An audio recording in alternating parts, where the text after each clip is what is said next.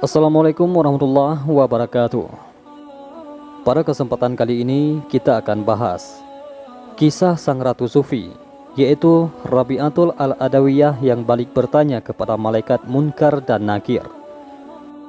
Namun sebelum kita bahas lebih lanjut, jangan lupa untuk sukai video ini dan tekan tombol subscribe untuk mendapatkan video-video terbaru dari channel Tinta Mahabbah. Terima kasih.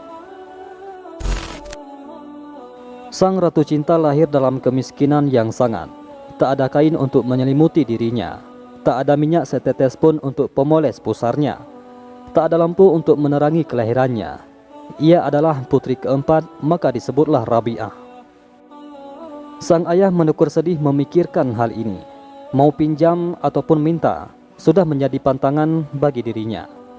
Semuanya digantungkannya kepada Allah Subhanahu wa Ta'ala. Dalam kesedihan, ia bermimpi bertemu sang Nabi yang menghiburkan hatinya. Temuilah Gubernur Basrah dan katakan, setiap malam engkau kirimkan salawat 100 kali kepadaku, dan setiap malam Jumat 400 kali. Kemarin adalah malam Jumat, dan engkau lupa mengerjakannya. Sebagai penembus kelalaianmu itu, berikanlah kepada orang ini 400 dinar yang telah engkau peroleh dengan halal. Gubernur pun memberikan apa yang dikehendaki oleh Nabi, ditambah dengan 2000 dinar bagi sedekah orang miskin. Cukuplah sudah untuk kebutuhan keluarga Rabi'ah. Sampai keadaan berbicara lain, bencana kelaparan melanda Basrah.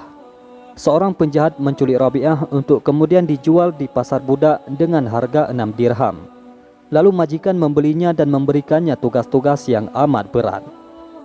Siang hari Rabi'ah bekerja sambil berpuasa. Malam harinya dihabiskan untuk mujahadah dan muajahah dengan Rabbnya. Kedekatan beralih menuju keakraban. Keakraban membawanya kepada kerinduan. Dan kerinduan telah mengantarkan cintanya kepada Tuhannya. Aku adalah miliknya. Aku hidup di bawah naungannya. Aku lepaskan segala sesuatu yang telah kuperoleh kepadanya. Aku telah mengenalnya, sebab aku menghayati. Suatu malam yang dingin, sang majikan merasakan kegelisahan dalam hatinya. Maka ia pun berjalan ke belakang rumah memeriksa sekelilingnya, memeriksa kunci-kunci rumahnya. Dan ketika ia sampai di dekat gudang tempat Rabi'ah tinggal, kekagetannya membuat ia sendiri gugup. Lampu yang semula dipegangnya kini terlempar entah kemana. Bagaimana tidak? Ketika ia melongokkan kepalanya ke dalam ruang tempat Rabi'ah beristirahat, ia sedang melihat Rabi'ah menjalankan sholat. Dan di atasnya tampak cahaya yang terang benderang. Bukan lampu, sebab cahaya itu tidak bergantung kepada sesuatu apapun. Keesokan harinya Rabi'ah dipanggil oleh majikannya. Maka majikannya menyampaikan keinginannya. Ia membebaskan Rabi'ah sebagai budak. Kini Rabi'ah telah merdeka. Meski sang majikan berharap Rabi'ah mau untuk tinggal di rumahnya, tapi ia memilih untuk pergi menjauhi masyarakat sekitar. Dan ia menemui sebuah gua agak di pinggir desa. Tinggallah ia di sana. Suatu hari di musim semi, Rabi'ah memasuki tempat tinggalnya. Kemudian ia melongok keluar sebab pelayannya berseru, "Ibu, keluarlah dan saksikanlah apa yang telah dilakukan oleh Sang Pencipta. Lebih baik engkaulah yang masuk kemari dan saksikanlah Sang Pencipta itu sendiri. Aku sedemikian asyik menatap Sang Pencipta, sehingga apa peduliku lagi terhadap ciptaan-ciptaannya," sahut Rabi'ah dari dalam. Suatu malam sebab terlalu letih, ia tertidur. Seorang maling menyelusup masuk ke dalam rumahnya dan mencuri cadarnya. Tetapi tak ditemuinya pintu keluar. Cadar diletakkan, kemudian pintu keluar terlihat. Cadar dibawa, pintu keluar tak terlihat lagi. Terdengarlah suara, "Hai manusia, tiada gunanya engkau mencoba-coba. Sudah bertahun-tahun Rabi'ah mengabdi kepada kami. Syaitan sendiri tidak berani datang menghampirinya. Tetapi betapakah seorang maling berani mencoba-coba untuk mengambil cadarnya? Pergilah dari sini." Jika seorang sahabat sedang tidur, maka sang sahabat bangun dan berjaga-jaga. Ketika seorang sahabat mengantarkan seorang kaya yang ingin memberikan uang emasnya kepada Rabi'ah, Rabi'ah berkata, "Dia telah menafkahi orang-orang yang menghujahnya. Apakah dia tidak akan menafkahi orang-orang yang mencintainya? Sejak aku mengenalnya, aku telah berpaling dari manusia ciptaannya. Aku tidak tahu apakah kekayaan seseorang itu halal atau tidak. Maka betapakah aku dapat menerima pemberiannya?" Di malam-malam hari yang sepi dan sunyi, dalam kerinduannya dengan Sang Maha Pencipta, Rabi'ah bergumam sambil bersujud, "Ya Allah, apapun yang akan Engkau karuniakan kepadaku di dunia, berikanlah kepada musuh-musuhmu. Dan apapun yang akan Engkau karuniakan kepadaku di akhirat nanti, berikanlah kepada sahabat-sahabatmu. Karena Engkau sendiri cukuplah bagiku. Ya Allah, semua jerih payahku dan semua hasratku di antara kesenangan-kesenangan dunia ini adalah untuk mengingat Engkau. Dan akhirat nanti di antara segala kesenangan akhirat adalah berjumpa denganmu. Begitulah halnya dengan diriku.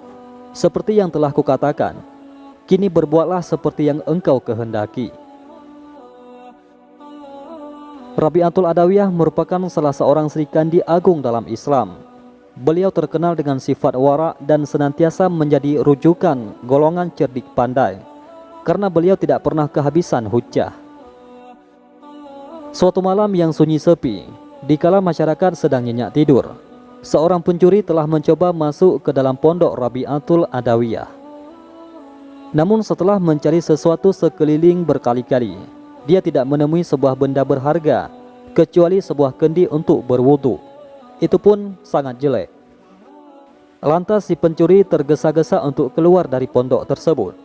Tiba-tiba Rabi'atul Adawiyah menegur si pencuri tersebut, "Jangan keluar sebelum kamu mengambil sesuatu dari rumahku ini." Si pencuri tersebut terperanjat karena dia menyangka tidak ada penghuni di pondok tersebut. Dia juga merasa heran karena baru kali ini dia menemui tuan rumah yang begitu baik hati seperti Rabi'atul Adawiyah. Kebiasaannya tuan rumah pasti akan menjerit meminta tolong apabila ada pencuri memasuki rumahnya. Namun ini lain.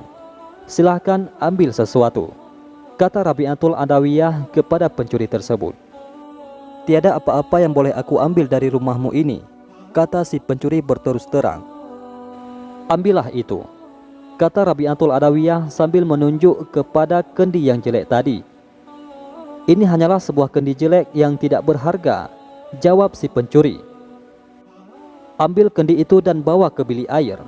Kemudian kamu ambil wudhu menggunakan kendi itu. Selepas itu sholatlah 2 rakaat. Dengan demikian, engkau telah mengambil sesuatu yang sangat berharga daripada pondok jelekku ini," balas Rabi'atul Adawiyah. Mendengar kata-kata itu, si pencuri tadi berasa gemetar. Hatinya yang selama ini keras menjadi lembut seperti terpukau dengan kata-kata Rabi'atul Adawiyah itu. Lantas si pencuri mengambil kendi jelek itu dan dibawa ke bilik air, lalu berwudu menggunakannya. Kemudian dia menunaikan sholat 2 rakaat. Ternyata dia merasakan suatu kemanisan dan kelezatan dalam jiwanya yang tak pernah dirasa sebelum ini. Rabi'atul Adawiyah lantas berdoa, "Ya Allah, pencuri ini telah mencoba masuk ke rumahku. Akan tetapi dia tidak menemui sebuah benda berharga untuk dicuri. Kemudian aku suruh dia berdiri di hadapanmu. Oleh itu, janganlah engkau halangi dia daripada memperoleh nikmat dan rahmatmu." Pada suatu hari, sekumpulan golongan cerdik pandai telah datang ke rumah Rabi'atul Adawiyah. Tujuan mereka tidak lain dan tidak bukan adalah untuk menguji beliau dengan berbagai persoalan. Malah mereka telah mempersiapkan dengan satu persoalan yang sangat menarik.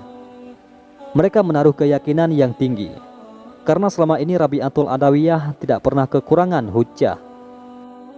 "Wahai Rabi'atul Adawiyah, semua bentuk kebajikan yang tinggi-tinggi telah dianugerahkan oleh Allah kepada kaum lelaki, namun tidak kepada kaum wanita."